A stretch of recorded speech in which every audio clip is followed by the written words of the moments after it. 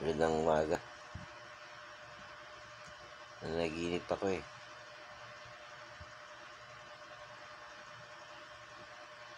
May mensahe akong natanggap.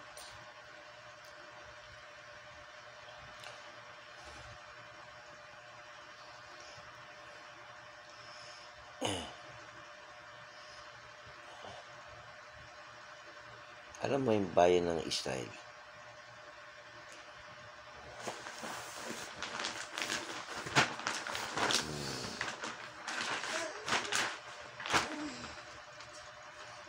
Sabi sa akin, bawal na yung nagbubuklod-buklod,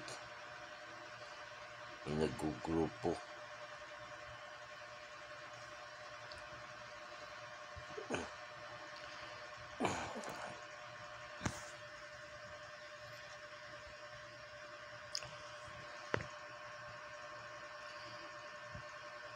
Yun lang sabi sa akin ng siguro galing sa Diyos yun, yung mensahe na yun. At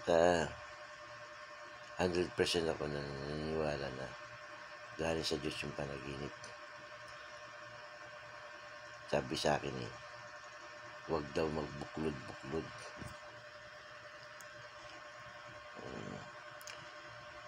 Nagpapaalala ang Diyos sa atin na bawal tayo magbuklod, yung naggugrupo, nagkanya-kanya. Yun lang. Kasi hindi maganda yung may dudulot ng grupo-grupo, kanya-kanya. Mahirap pag kanya-kanya maggrupo-grupo. Pero yun ang mensahe ng Diyos. Amen. Salamat sa Panginoon.